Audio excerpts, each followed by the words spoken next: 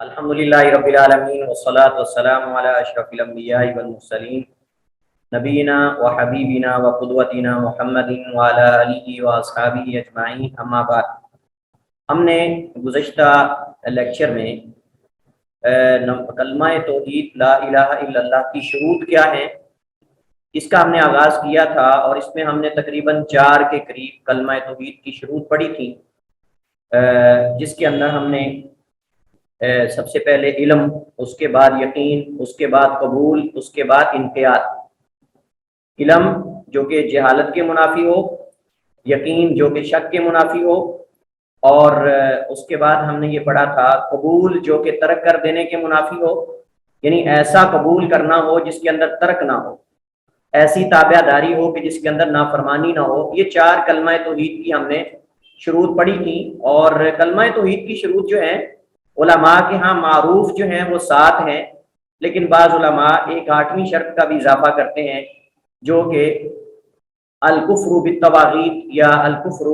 بکل ما سوی اللہ، غیر اللہ کے ساتھ کفر کرنا۔ یہ بعض علماء اس کو شامل کرتے ہیں اور بعض علماء جو ہے وہ اس کو شامل نہیں کرتے۔ المہم کل کلمہ توحید کی 7 یا 8 شروط ہیں، جن میں سے ہم نے 4 پڑھی تھی۔ 5ویں شرط آج ہمارے پاس جو کلمہ توحید کی شروط میں سے ہے وہ صدق ہے، جو کہ کذب کے منافی ہو، جو کہ کذب کے منافی ہو، یعنی سچائی ہو جو جھوٹ کے منافی ہو۔ ایسی سچائی پر مبنی کلمہ توحید کا اقرار اور تصدیق ہو جس کے اندر کسی قسم کا جھوٹ اور منافقت نہ ہو، جس کے اندر کسی قسم کا جھوٹ اور منافقت نہ ہو۔ ایک بندہ اگر زبان سے اقرار کرتا ہے، دل سے نفاق اور جھٹلاتا ہے، تو یہ آدمی کلمہ توحید کا ایک جو ہے وہ صرف زبان سے اقرار کر رہا ہے، یہ اسلام میں داخل ہوا ہی نہیں۔ کیونکہ اگر ہم یہ بات کہیں کہ صرف زبان سے کلمہ توحید کو ادا کر لینا، اقرار کر لینا کافی ہے، تو پھر منافق سارے مومن ہونے چاہیے، پھر منافقین سارے جو ہیں وہ مومن ہونے چاہیے، کیونکہ زبان سے وہ اقرار بھی کرتے تھے اور عمل کر کے بھی دکھاتے تھے، نمازیں بھی پڑھتے تھے، روزے بھی رکھتے تھے، لیکن چونکہ دل میں انہوں نے تصدیق نہیں کی، دل سے جھٹلاتے تھے، اس وجہ سے اللہ تعالیٰ نے ان کو قرآن کریم کے اندر جھوٹا کہا ہے، اللہ تعالیٰ نے ان کی تکذیب کی ہے۔ تو کلمہ توحید کی 5ویں شرط صدق ہے، سچائی ہے جو کہ جھوٹ کے منافی ہو، جو کہ کذب کے منافی ہو۔ جھٹلانا نہیں کلمہ توحید یا اس کے تقاضوں کو، اس کے معنی کو، بلکہ ان کی تصدیق کرنی ہے۔ یعنی کلمہ توحید کے اقرار میں سچا ہو، ظاہر میں جھوٹ اور باطن میں نفاق نہ ہو، ظاہر اور باطن ایک ہونا چاہیے۔ جس بندے کا ظاہر اور ہے باطن اور ہے، یہ مومن نہیں ہے۔ اسی طرح اس کے اعضاء اور جوارح سے وہ اعمال ہونے چاہیے جو اس کے عقیدے کے وہ اعمال نہ ہوں جو اس کے عقیدے کے منافی ہوں۔ یعنی جو لا الہ الا اللہ کے بارے میں عقیدہ ہے، اس کے منافی کوئی عمل سرزد نہیں ہونا چاہیے، بلکہ وہ اعمال اس کے اعضاء سے ہونے چاہیے جو کلمہ توحید کا تقاضا کرتے ہیں، جو کلمہ توحید کا تقاضا ہے یا اس کے متقاضی ہے۔ اب یہ جو شرط ہے 5ویں کہ صدق ہو جو سچائی اور کذب کے منافی ہو،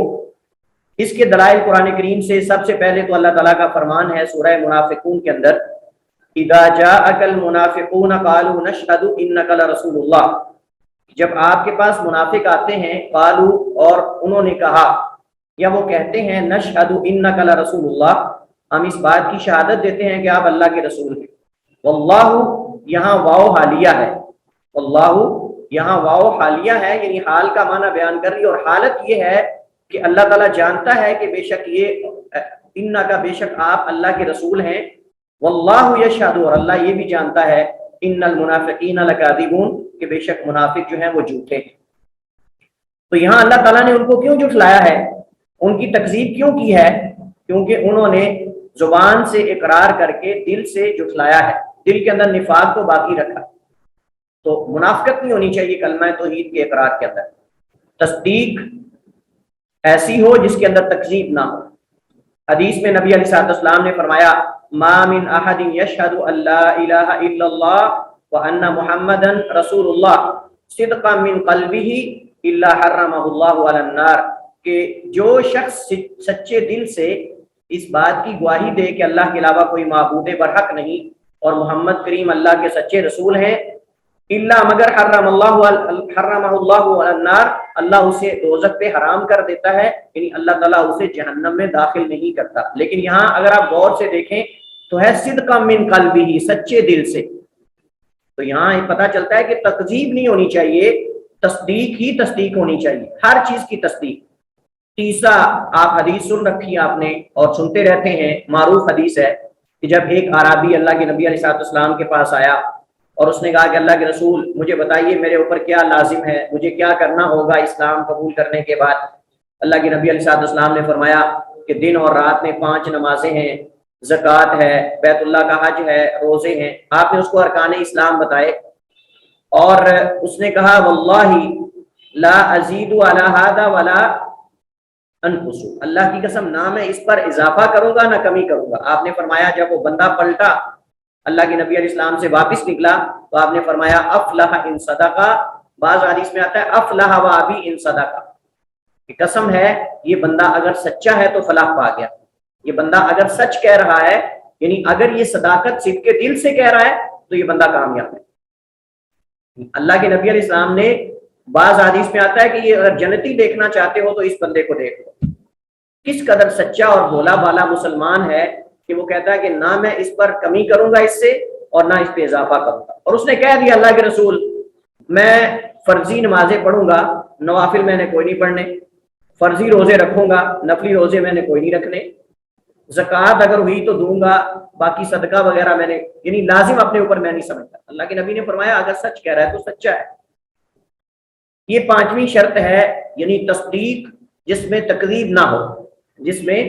تکذیب نہ ہو، منافقت نہ ہو، ظاہر اور باطن ایک طرح کا ہونا چاہیے۔ یہ کلمہ توحید کی شروط میں سے شرط ہے۔ 6ٹھی شرط اخلاص جو کہ شرک کے منافی ہو، اخلاص جو کہ شرک کے منافی ہو، ایسا اخلاص ہونا چاہیے جس میں ریاکاری اور دکھلاوا اور اللہ کے ساتھ شرک نہیں ہونا چاہیے، اور یہ بنیادی شرط ہے، بلکہ کلمہ توحید کی شروط میں سے سب سے زیادہ اہم ترین شرط یہ ہے۔ اللہ تعالیٰ کو عبادت چاہیے، لیکن ایسی عبادت چاہیے جو اخلاص پر مبنی ہو۔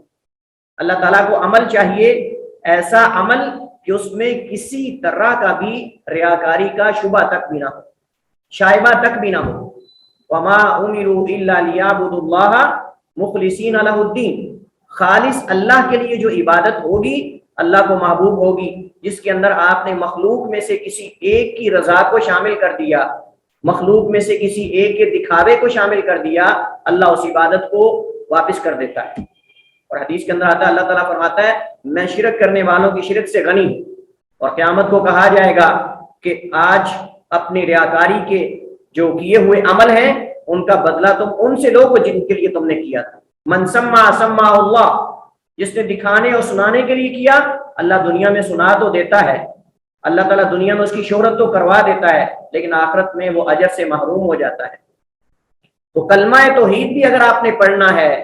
تو اخلاص پر مبنی ہونا چاہیے، اس کے اندر ریاکاری، دکھاوا، شہرت یا کوئی اور مقصد نہیں ہونا چاہیے۔ بہت سارے لوگ ایسے ہیں جو آج اس دور کے اندر اسلام قبول کرتے ہیں صرف چندہ لینے کے لیے، کہ لوگ کہیں گے یہ نیا مسلمان ہے اس کے ساتھ تعاون کرو۔ جیسا کہ سعودی عرب کے اندر آپ کو پتہ ہے کہ وہاں جو مسلمان ہوتا ہے اس کو بہت زیادہ اس کے ساتھ تعاون کیا جاتا ہے، اور اس کو باقاعدہ جو ہے وہ پیسے دیے جاتے ہیں۔ ان لوگوں کے اندر خیر کا جذبہ ہے، مسجد کے اندر اسے کلمہ پڑھایا جاتا ہے کھڑا کر کے، اور پھر سارے مساجد والے، مسجد والے جو لوگ ہیں، سعودی حضرات جو بھی ہیں اس کے ساتھ تعاون کرتے ہیں، اور دیکھنے کو ملتا ہے ایک ایک بندہ کئی جگہ کلمہ پڑھتا ہے، ایک ایک بندہ کئی دفعہ اور کئی جگہ جا کے مساجد میں کلمہ پڑھتا ہے کہ میں نیا مسلمان ہوں، صرف اس وجہ سے کہ لوگ اس کے ساتھ تعاون کریں گے۔ کئی بندے ایسے ہیں کہ وہ مساجد میں جا کے جگہ جگہ اعلان کرتے ہیں کہ جی میں نیا مسلمان ہوا ہوں، میرے ساتھ تعاون کرو، غریب ہوں، گھر میں کچھ کھانے کو نہیں۔ یعنی گویا کہ آپ نے اسلام کو ڈال بنا لیا ہے مانگنے کے لیے، سوال کے لیے، بھکاری بننے کے لیے، کہ آپ اس چیز کو جو ہے وہ بنیاد بنا کے لوگوں سے مانگنا شروع کر دیں۔ گویا کہ آپ نے اسلام اس وجہ سے قبول کیا ہے کہ آپ کہیں کہ میں مسلمان ہوا ہوں، مجھے میرے ساتھ تعاون کرو۔ ہاں اگر کوئی محتاج آدمی ہے تو اسلام تکافلی نظام ہے، اسلام خیر خواہی کا نظام ہے، اس کے ساتھ خیر خواہی کرنی چاہیے تاکہ اس کو اس کو اطمینان قلبی حاصل ہو اور اس کے دل کی تالیف ہو، تالیف قلبی کے لیے اس کو زکوٰۃ بھی دینی چاہیے لیکن اگر وہ بندہ یہ سمجھ لے کہ میں نے اس وجہ سے اسلام قبول کیا ہے تاکہ میں لوگوں سے تعاون طلب کروں، لوگوں سے چندہ مانگوں اور لوگوں سے جا کے پیسے لوں، اس کو ڈال بنا کر کے میں نے اسلام قبول کیا ہے، تو یہ اس اخلاص کے منافی ہے کہ جس کے لیے کلمہ توحید پڑھا جاتا ہے۔ اللہ تعالیٰ کو ایسا عمل نہیں چاہیے جس کے اندر ریاکاری کا، دکھاوے کا کسی قسم کی آمیزش ہو یا اس کے اندر کسی قسم کی ملاوٹ ہو۔ تو اس طرح اعمال کو ہر قسم کے شرک اور ہر قسم کے دکھاوے سے پاک ہونا چاہیے۔ وما امروا الا ليعبدوا الله مخلصين له الدين، نبی کریم علیہ الصلوۃ والسلام نے فرمایا انما الاعمال بالنیات وانما لكل امرئ ما نوى، اعمال کا دار و مدار نیت پر ہے، اللہ کو خالص عبادت چاہیے جس میں کسی طرح کی بھی ریاکاری اور شرک کی آمیزش نہ ہو۔ یہ شرط جو ہے جیسے میں نے بتایا کہ تمام شروط میں سے اہم اور جامع ہے، اور اس میں مطلوب یہ ہے کہ کلمہ توحید پڑھتے وقت صرف اور صرف اللہ کی رضا اور خوشنودی مطلوب ہونی چاہیے۔ یہ ہدف اور ٹارگٹ ہونا چاہیے کہ اللہ راضی ہو جائے، اللہ خوش ہو جائے، اللہ کی عبادت کرنا مقصود ہے۔ کلمہ توحید پڑھتے ہوئے کسی لڑکی سے شادی کرنا مقصد نہیں ہونا چاہیے، صرف کوئی شہرت حاصل کرنا، کوئی پوسٹ لینا، مسلمانوں کو دھوکہ دینا، اسلام کو نقصان پہنچانا، اسلام میں بگاڑ پیدا کرنا، مسلمانوں میں بگاڑ پیدا کرنا، یہ مقصد نہیں ہونا چاہیے جیسا کہ منافقین کا ہدف تھا، یا پھر عبداللہ ابن سبا یہودی جو اصل مجوسی تھا اس کا ہدف تھا اسلام قبول کرنے میں، کہ وہ اسلام میں داخل ہوا تھا اس وجہ سے تاکہ اسلام میں بگاڑ پیدا کرے، مسلمانوں کے عقائد اور نظریات کو تباہ و برباد کر کے رکھ دے۔ اور یہ عبداللہ ابن سبا یہودی خبیث اور لعین کی خباثت کی وجہ سے یہ شیعوں کا فرقہ، رافضہ کے فرقے، خوارج کے، معتزلہ کے فرقے سامنے آئے۔ کبھی وہ آل بیت کی محبت کا لبادہ اوڑھ کر لوگوں کو ابارتا تھا، ان لوگوں کے خلاف اکساتا تھا کہ جو حضرت علی رضی اللہ تعالی عنہ کو خلفائے راشدین حضرت ابو بکر عمر شیخین سے بعد میں مانتے تھے، جو شیخین کی خلافت کو تسلیم کرتے تھے، ان کے خلاف ان لوگوں کو ابارتا تھا جو ان کی خلافت کو تسلیم نہیں کرتے تھے۔ کبھی آل بیت کی محبت کا لبادہ اوڑھ لیتا، کبھی لوگوں کو کہتا علی الہ ہے، علی مشکل کشا ہے، کبھی کچھ کہتا کبھی کچھ کہتا۔ اس وجہ سے علی رضی اللہ تعالیٰ عنہ کو جب پتا چلا کہ یہ مسلمانوں کے عقیدوں کو خراب کر رہا ہے، مسلمانوں کے نظریات کو بگاڑنے کے لیے اسلام میں داخل ہوا ہے، علی رضی اللہ تعالیٰ عنہ اسے پکڑنا چاہا، اس کے پیچھے بندے بھیجے باقاعدہ، لیکن بھاگ نکلا، بچ گیا۔ لیکن جو اس کے پیروکار حضرت علی کے ہاتھ میں آئے، حضرت علی نے ان کو آگ میں ڈال دیا تھا، ان کو جلا دیا تھا۔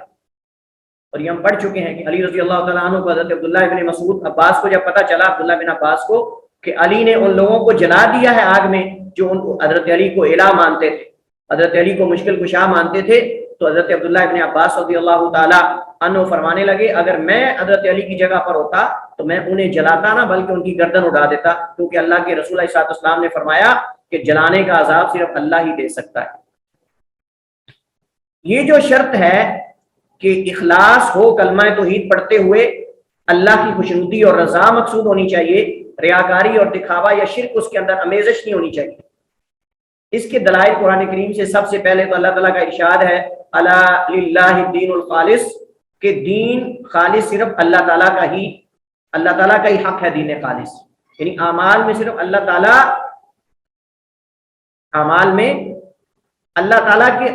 وہی عمل قبول کرتا ہے جو خلوص پر مبنی ہوتا ہے، اعمال میں سے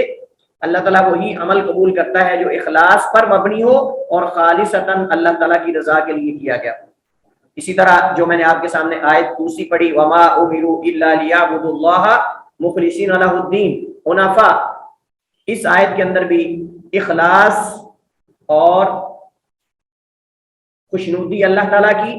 اور رضا اصل میں اس کو اپنا ہدف بنانا، اس کی تلقین کی گئی۔ حدیث میں نبی علیہ السلام نے فرمایا، یہ حدیث ہم پہلے پڑھ چکے ہیں، اللہ کے نبی علیہ السلام نے فرمایا اسعد الناس بشفاعتی یوم القیامہ من قال لا الہ الا اللہ خالصا من قلبہ او نفسہ، کہ میری شفاعت کا قیامت کو زیادہ سعادت مند اور مستحق وہ شخص ہوگا جس نے اپنے دل یا اپنے نفس کے خلوص سے کلمہ توحید کو ادا کیا، سچے دل سے، صدق دل سے کلمہ توحید کو جس بندے نے پڑھا اس کو میری شفاعت حاصل ہوگی۔ صرف خالی زبان سے نہیں، زبان سے اس نے محبت رسول کے نعرے نہیں لگائے، بلکہ کلمہ توحید کو خالص دل سے ادا کیا اور اس کے تقاضوں کو پورا کیا، اللہ کے نبی کی شفاعت کا مستحق ہوگا۔ اس کا مطلب یہ ہے کہ جس نے خلوص نیت سے اللہ کی رضا کے لیے کلمہ توحید نہیں پڑھا،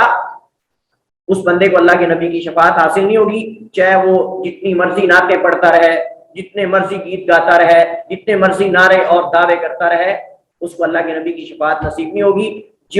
جو اپنے عمل کے اندر، اپنے کلمہ توحید کے اقرار کے اندر شرک کرتا ہے یا دکھاوا کرتا ہے۔ ایک دوسری حدیث میں اللہ کے نبی علیہ الصلوۃ والسلام نے فرمایا، یہ صحیح عین میں ہے، بخاری مسلم میں، فإن اللہ قد حرم علی النار من قال لا الہ الا اللہ یبتغی بذلک وجہ اللہ، بے شک اللہ تعالیٰ نے آگ پر حرام کر دیا ہے اس شخص کو جس نے کہا لا الہ الا اللہ اور وہ اس سے یبتغی بذلک وجہ اللہ، صرف اللہ کی خوشنودی اور اللہ کا چہرہ اور اللہ کی رضا چاہتا ہے۔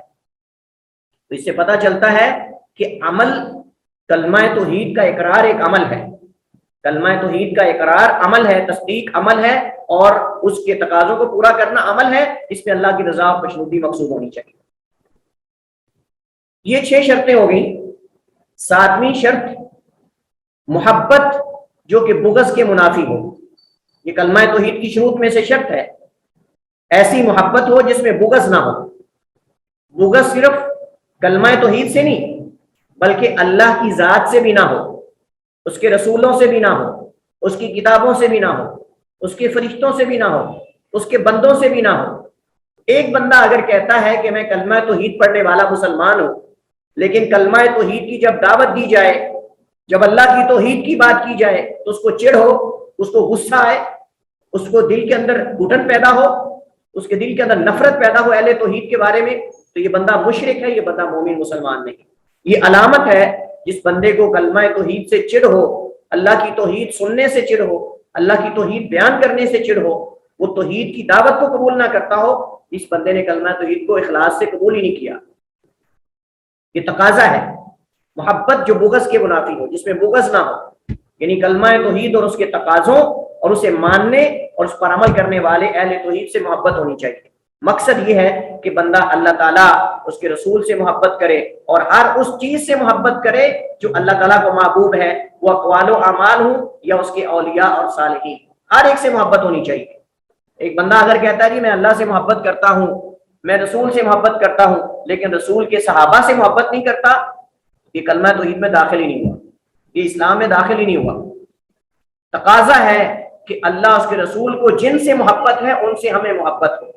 اللہ اس کے رسول کو جن سے بغض ہے ہمیں ان سے بغض ہونا چاہیے۔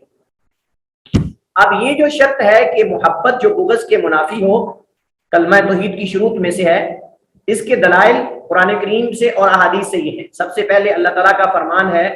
وَمِنَ النَّاسِ مَن يَتَّخِذُ مِن دُونِ اللَّهِ أَندَادًا يُحِبُّونَهُمْ كَحُبِّ اللَّهِ،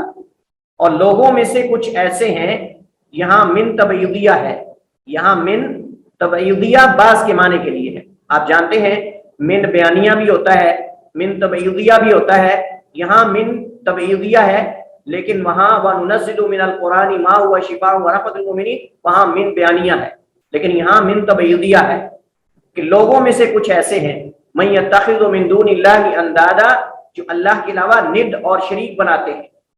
جو اللہ کے علاوہ شریک اور ند بناتے ہیں اللہ کے، يُحِبُّونَهُمْ كَحُبِّ اللَّهِ، ان سے محبت کرتے ہیں جیسے اللہ سے محبت کی جاتی ہے۔ وَالَّذِينَ آمَنُوا أَشَدُّ حُبًّا لِلَّهِ، اور وہ لوگ جو ایمان لائے وہ اللہ کی محبت میں بہت سخت ہیں، وہ اللہ کی محبت میں بہت زیادہ ہیں، بہت آگے ہیں۔ اب یہ جو آیت ہے قرآن کریم کی، اس آیت میں اشد حبا للہ، والذین آمنوا اشد حبا للہ، اس میں مفسرین کے 2 قول ہیں، اس میں مفسرین کے 2 قول ہیں۔ پہلا قول تو یہ ہے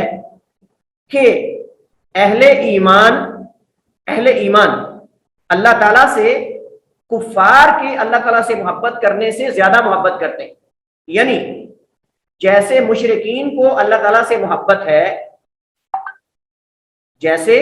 مشرکین کو اللہ تعالیٰ سے محبت ہے، اس سے کہیں بڑھ کر مومن اللہ سے محبت کرتے ہیں، اس سے کہیں بڑھ کر مومن اللہ سے محبت کرتے ہیں، کیونکہ مومنوں کی محبت خلوص پر مبنی ہوتی ہے، مومنوں کی محبت، اہل ایمان کی محبت اللہ سے اخلاص پر مبنی ہوتی ہے۔ اللہ کی رضا کے لیے ہوتی ہے، جبکہ مشرکین کی محبت صرف مطلبی ہوتی ہے، مطلب کی محبت۔ جب پریشانی آ گئی، مصیبت آ گئی، اللہ کی طرف رخ کر لیا، اور جب مصیبت چلی گئی تو بتوں کے سامنے جا کے جھک گیا، یہ مطلبی محبت ہے۔ والذین آمنوا اشد حبا للہ، کہ اہل ایمان مشرکین سے بڑھ کر اللہ سے محبت کرتے ہیں، ان کی محبت دائمی ہے، ان کی محبت میں نقص نہیں آتا کہ جب مطلب ہو اللہ سے محبت کرنے لگ گیا، اور جب مطلب پورا ہو جائے تو مسجد سے نکل گیا، اللہ کا باغی بن گیا، نمازیں بھی گئی، روزہ بھی گیا، سب کچھ گیا۔ مومن اہل ایمان کی محبت دائمی ہے، عارضی نہیں ہے مشرکین کی طرح۔ فَإِذَا رَكِبُوا فِي الْفُلْكِ دَعَوُا اللَّهَ مُخْلِصِينَ لَهُ الدِّينَ، جب کشتی پہ سوار ہوتے ہیں تو اللہ کو خالص ہو کر پکارتے ہیں مشرکین۔ فَلَمَّا نَجَّاهُمْ مِنَ الْبَرِّ إِذَا هُمْ مُشْرِكُونَ، إِذَا هُمْ يُشْرِكُونَ، کہ جب اللہ ان کو خشکی کی طرف نجات دلا دیتا ہے تو فوراً اللہ کے ساتھ شرک کرنے لگ جاتے ہیں۔ تو اس وجہ سے میں نے بتایا تھا کہ شیخ محمد بن عبد الوہاب رحمہ اللہ تعالیٰ فرماتے ہیں وَمُشْرِكُو زَمَانِنَا شِرْكُهُمْ أَغْلَظُ مِنَ الْأَوَّلِينَ، ہمارے زمانے کے مشرکین کا شرک مشرکین مکہ کے شرک سے زیادہ سخت ہے۔ لِأَنَّهُمْ يُخْلِصُونَ فِي الشِّدَّةِ وَيُشْرِكُونَ فِي الرَّخَاءِ، چونکہ وہ خوشحالی میں شرک کرتے ہیں اور پریشانی میں اخلاص اللہ کے ساتھ محبت کرتے ہیں۔ وَمُشْرِكُو زَمَانِنَا شِرْكُهُمْ دَائِمٌ فِي الرَّخَاءِ وَالشِّدَّةِ،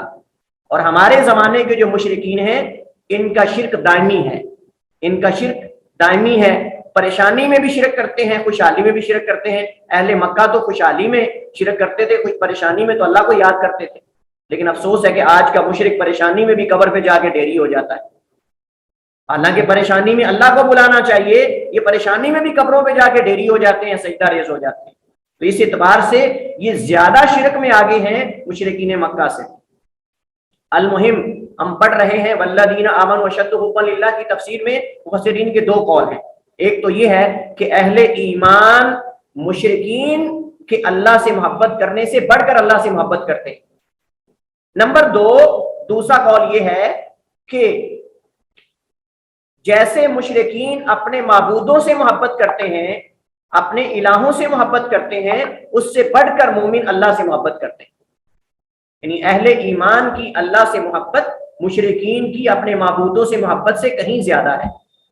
تو یہ دو معنی ہیں اشد حبا للہ کے۔ نمبر دو، دوسری دلیل اللہ تعالیٰ کا فرمان ہے یا ایھا الذین آمنوا من یرتد منکم عن دینہ فسوف یأتی اللہ بقوم یحبهم ویحبونہ، کہ اے اہل ایمان تم میں سے جو اپنے دین سے پھر گیا، ان قریب اللہ ایسی قوم کو لے کر آئے گا یحبهم ویحبونہ، اللہ ان سے محبت کرنے والا ہوگا اور وہ اللہ سے محبت کرنے والے ہوں گے۔ اللہ ان سے محبت کرنے والا ہوگا اور وہ اللہ تعالیٰ سے محبت۔ اللہ ان سے کیوں محبت کرنے والا ہوگا؟ چونکہ وہ اللہ تعالیٰ کے احکامات پہ عمل کرنے والے ہوں گے۔ اللہ ان سے اس وجہ سے محبت کرے گا چونکہ وہ اللہ کے جو کلمہ توحید ہے اس کو اخلاص سے پڑھنے والے ہوں گے، اس کے تقاضوں کو پورا کرنے والے ہوں گے۔ وہ ایسے نہیں ہوں گے کہ صرف زبان سے کسی خاص مطلب کی وجہ سے کلمہ پڑھ لیا، خاص مقصد کی وجہ سے اللہ کی عبادت کر لی، لیکن جب مقصد پورا ہو گیا تو اس وقت جو علیحدہ ہو گیا، تنہا ہو گیا، دوسروں کو اللہ کے ساتھ شریک کرنا شروع کر دیا۔ ایسا ان کا عقیدہ نظریہ نہیں ہوگا، بلکہ ایسی قوم اللہ لے کر آئے گا، اللہ ان سے محبت کرے گا اور وہ اللہ سے محبت کرنے والے ہوں گے۔ تو اس آیت میں اہل ایمان سے محبت کی وجہ ان کا اس اللہ کے دین اور احکامات پہ عمل کرنا ہے۔ حدیث میں ہے، حضرت انس بن مالک رضی اللہ تعالی عنہ نبی علیہ الصلوۃ والسلام سے بیان کرتے ہیں، آپ نے فرمایا ثلاث من کن فیہ وجد حلاوۃ الایمان، تین خصلتیں ایسی ہیں، تین خوبیاں ایسی ہیں جس میں یہ پائی جائیں گی وہ ایمان کی مٹھاس اور حلاوت کو پا لے گا۔ جس شخص کے اندر یہ تین خوبیاں پائی گئیں، یہ تین خصلتیں اور تین صفات پائی گئیں، وہ ایمان کی مٹھاس اور حلاوت کو پا لے گا۔ سب سے پہلی خصلت یہ ہے ان یکون اللہ ورسولہ احب الیہ مما سواہما، یہ کہ اللہ اور اس کا رسول تمام چیزوں سے بڑھ کر اسے محبوب ہو۔ اللہ اور اس کا رسول ان دونوں کے علاوہ جتنی چیزیں ہیں ان سے بڑھ کر اسے محبوب ہونی چاہیے۔ اللہ اس کے رسول سے محبت ہماری تمام چیزوں سے بڑھ کر ہونی چاہیے، مال سے، اولاد سے، دنیا سے، دولت سے، شہرت سے، بینک بیلنس سے، ہر چیز سے بڑھ کر ہمیں محبت ہونی چاہیے اللہ اس کے رسول سے، اور یہ ایمان کی شرط ہے اور ایمان کا تقاضا ہے، اور یہ وہ خصلت ہے جس بندے کے اندر پائی جائے گی وہ ایمان کی مٹھاس کو پا لیتا ہے۔ وَأَن يُحِبَّ الْمَرْءَ لَا يُحِبُّهُ إِلَّا لِلَّهِ، ہماری محبت کسی سے ہو تو اللہ کے لیے ہو، ہمارا بغض کسی سے ہو تو اللہ کے لیے، ہماری ذاتیات کی وجہ سے نہیں ہونا چاہیے، یہ تقاضا ہے۔ اگر ہم کسی سے محبت کرتے ہیں تو اس وجہ سے نہیں کہ اس کے پاس دنیا ہے، اس کے پاس دولت ہے، اس کے پاس خوبصورتی ہے، اس کے پاس کوئی اور چیز ہے، نہیں، بلکہ ہماری محبت صرف فی اللہ ہونی چاہیے اور للہ ہونی چاہیے۔ اور آپ جانتے ہیں نبی علیہ الصلوۃ والسلام نے فرمایا، اللہ تعالیٰ فرماتا ہے المتحابین فیّ، کہ میری ذات میں محبت کرنے والے آپس میں دو میرے عرش کے سائے کے نیچے یا میرے سائے کے نیچے ہوں گے، میری ذات کے لیے محبت کرنے والے۔ اور بعد حدیث میں آتا ہے اللہ ان کو نور کے ممبروں پہ کھڑا کرے گا۔ اور وہ حدیث آپ نے سن رکھی ہے کہ ایک بندہ جا رہا تھا کسی اپنے مسلمان بھائی کو ملنے کے لیے، ملاقات، اس کی زیارت کے لیے، تو فرشتہ انسانی شکل میں آیا، اس نے کہا کدھر جا رہے ہو؟ اس نے کہا کہ میں اپنے فلاں ساتھی کو ملنے جا رہا ہوں۔ اس نے کہا کیا تمہیں اس سے کوئی کام ہے؟ کہا نہیں۔ کہا اس نے کوئی تمہارا کام کیا ہو تو اس احسان کو جھکانے جا رہے ہو؟ کہا نہیں۔ میں پھر کس لیے جا رہے ہو؟ صرف اس لیے کہ وہ میرا دینی بھائی ہے اور مجھے اس سے اللہ کی ذات کے لیے محبت ہے، اس محبت کی وجہ سے میں اس سے ملنے جا رہا ہوں۔ فرمایا اگر ایسی بات ہے تو پھر گواہ ہو جاؤ اللہ تم سے محبت کرتا ہے، تم جس ذات کے لیے محبت کرتے ہو اللہ تم سے اس وجہ سے محبت کرتا ہے۔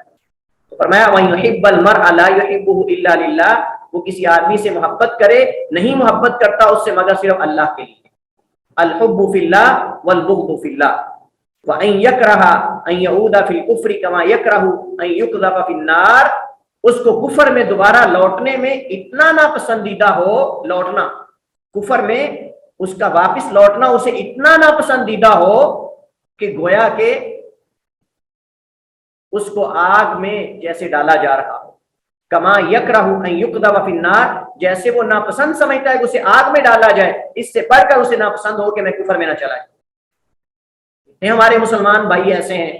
جو بڑے فخر سے کافروں کی تعریف کرتے ہیں، بڑے فخر سے ان کی تہذیب کو اپنانے کی کوشش کرتے ہیں، بڑے فخر سے ان کی باتوں کو اپنانے کی کوشش کرتے ہیں، اپنی حرکات، اپنی سکنات، اپنا چہرہ، اپنا حلیہ، اپنا لباس، اپنی تہذیب ان کی اپنا کر فخر کرتے ہیں اور کہتے ہیں اصل تہذیب تو یہ ہے،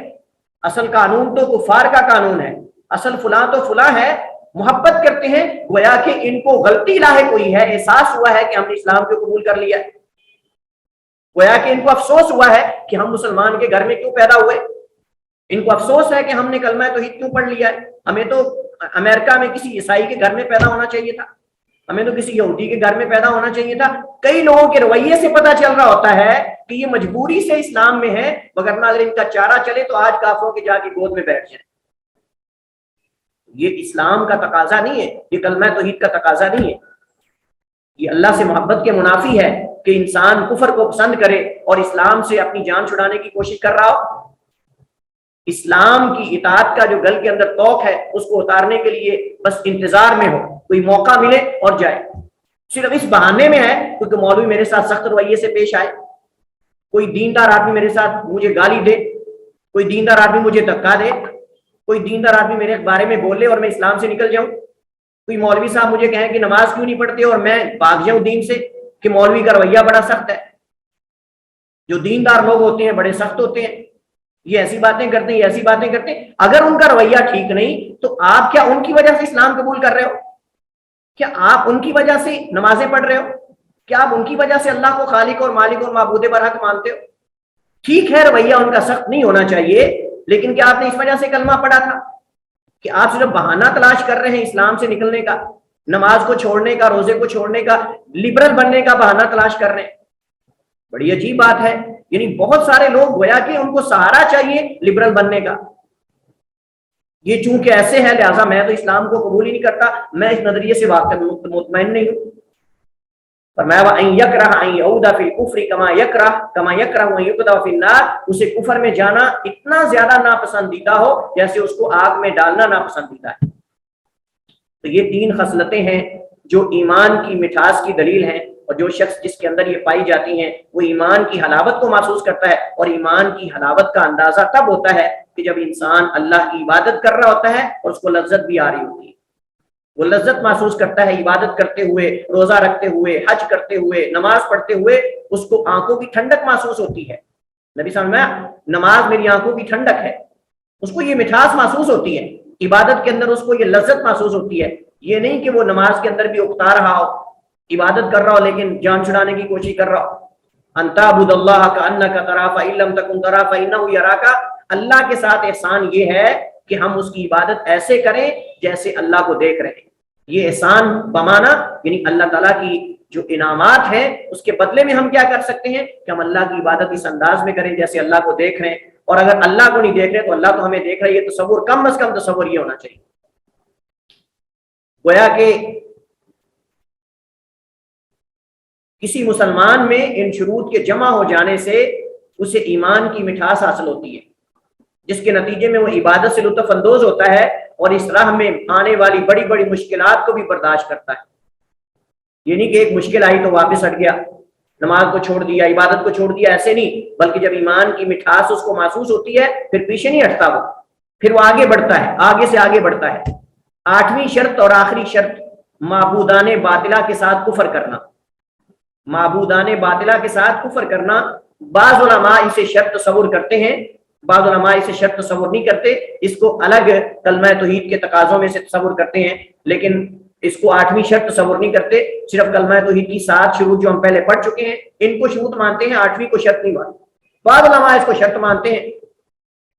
وہ کہتے ہیں کہ معبودان باطلہ کے ساتھ کفر کرنا یہ کلمہ توحید کی شروط میں سے شرط ہے، یعنی عقیدہ ہو کہ اللہ تعالیٰ کے علاوہ تمام معبود باطل ہیں، ویسے ہی جیسے وہ باطل ہیں ایسے ان کی عبادت بھی باطل ہے، یعنی جیسے ان کو معبود ماننا باطل ہے ایسے ان کی عبادت کرنا بھی باطل ہے، ان میں سے کسی کی عبادت کرنا بھی باطل ہے۔ اس شرط کا نتیجہ یہ ہے کہ جو شخص کلمہ توحید پڑھنے کے باوجود مشرکین کے شرک کو صحیح سمجھے یا ان کے شرک اور کفر میں شک کرے وہ موحد ہی نہیں ہے، وہ لا الہ الا اللہ پڑھنے والا ہو یا عبادت کرنے والا کیوں نہ ہو، اگر وہ غیر اللہ کے ساتھ کفر نہیں کرتا، مشرکین کے شرک کو تسلیم نہیں کرتا اور ان کو مشرک نہیں مانتا، وہ بندہ کلمہ توحید کے تقاضوں کو پورا نہیں کر رہا۔ ایک بندہ کہتا ہے جی میں اللہ کی عبادت کرتا ہوں، میں کلمہ توحید کا اقرار بھی کرتا ہوں،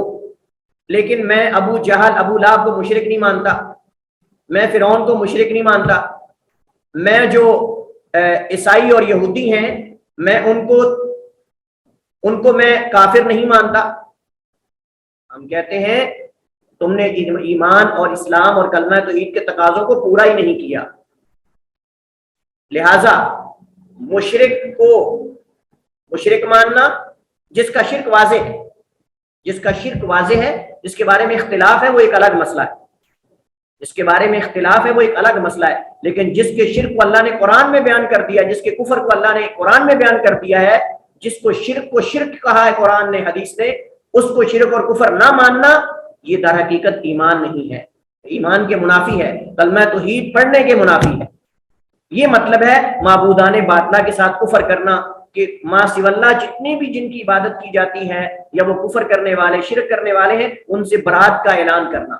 ان سے برات کا اعلان کرنا، اس کو کہتے ہیں عقیدہ الولا والبراء۔ عقیدہ الولا والبراء یعنی دوستی ہو تو اللہ کے لیے، دشمنی ہو تو اللہ کے لیے۔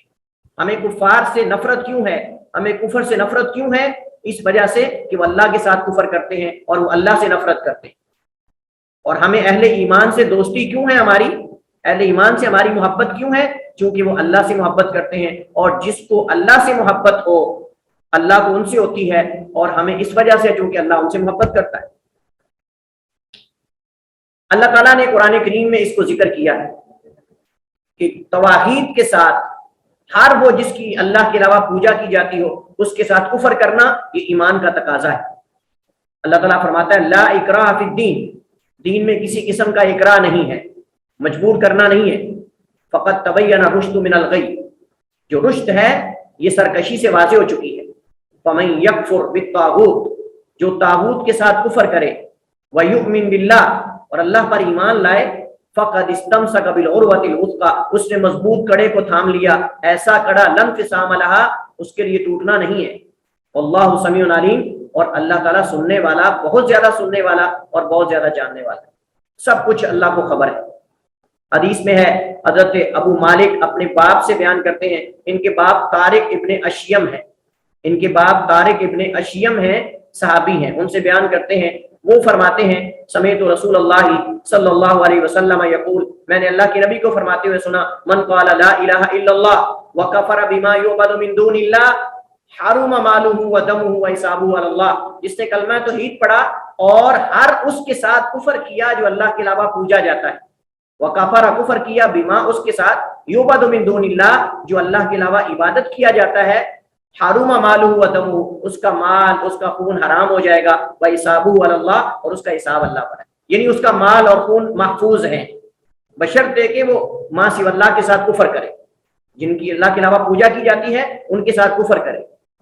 ان کی عبادت کو کفر سمجھے، ان کی عبادت کو غلط سمجھے، اور ان کی عبادت کرنے والوں کو بھی غلط سمجھے۔ تنبیہ، کلمہ توحید میں 4 چیزوں کی نفی ہے اور 4 چیزوں کا اس بات ہے۔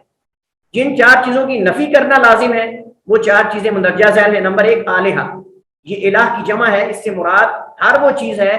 جس طرف آپ نفع کے حصول اور نقصان سے بچاؤ کے لیے رجوع کرتے ہیں،